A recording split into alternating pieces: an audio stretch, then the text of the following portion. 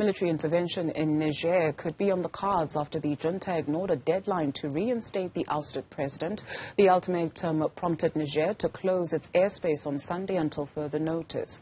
Meanwhile, Italy has urged ECOWAS to prolong its deadline, arguing that the only way out of the current standoff is through diplomatic efforts. ECOWAS says it will issue a statement on its next step in response to the junta's defiance. Niger closed its airspace on Sunday until further notice, citing the threat of military intervention from the West African regional bloc, after leaders of its recent coup rejected the deadline to reinstate the country's ousted president. Data shown in an animation from flight tracking website flightradar24.com showed that no aircraft were flying over Niger after the announcement.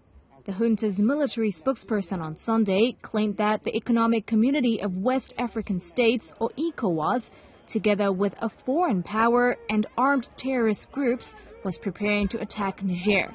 Despite the disapproval of the people of Niger and of ECOWAS of any military intervention in Niger, the planning of this war has been carried out. Pre-deployment of forces to take part in this war have begun in 2 Central African countries. He added any attempt to violate its national airspace will be met with, quote, an energetic and instantaneous response.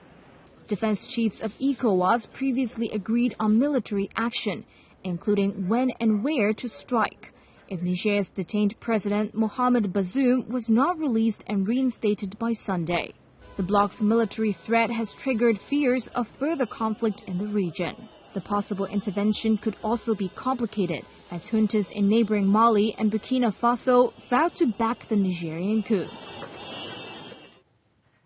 Listening in on that is Policy and International Relations Analyst Ovigwe Egugu. Mr. Egugu, thank you very much for your time this afternoon. In 2023, what allows for coups to thrive on the African continent?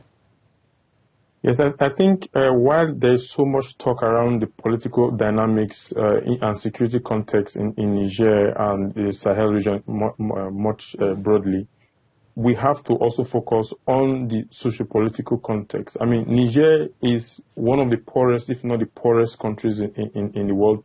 It consistently features at the bottom of the Human Development Index. For instance, 80% of the population has no access to electricity. So the chronic underdevelopment of Niger has always been an issue that people have been sweeping under the carpet when they're talking about the context and the dynamics in Niger today. So while the people of course might be skeptical about whether the military can deliver, from their perspective, the coup which we saw about a week ago did not necessarily interrupt good governance.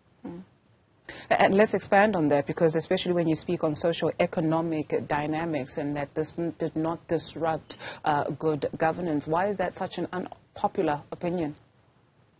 I think because if we want to talk about good governance, then we have to open the issue of structural economics and how Niger as a country and as well with other West African countries have just had after seeing their independence, have not really been able to control some of the reins of the states that will allow them to guide the economy. For instance, the fiscal and monetary policy, that is still very much controlled, but out of their control, you must be aware of the CFA zone, which Niger is part of.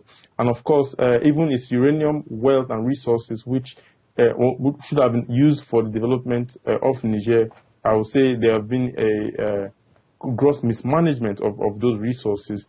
And some governments that have tried, I think in the 70s, tried to renegotiate the agreement they've had with France. I mean, they were essentially removed by a coup that the French were very much in support of. So when we talk about the Nigerian society today and the livelihoods of the people and the agitation and the anti-French sentiment, I think we have to look at it in the historical context and say this is not really anti-French sentiment. It's more of a pro-Niger development sentiment, and people are just frustrated with status quo.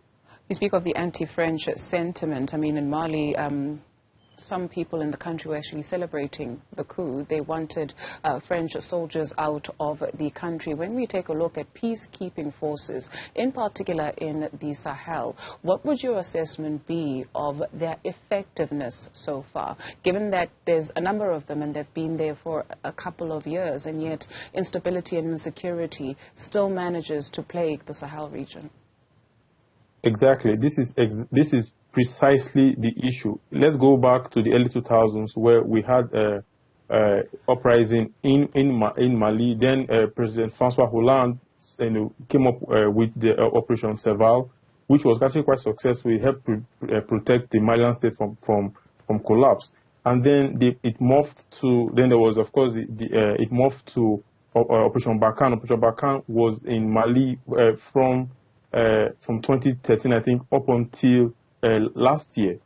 And there was also the UN MINUSMA. Then there was also G5 Sahel Force, which was French-led, that included Burkina Faso, Niger, Chad.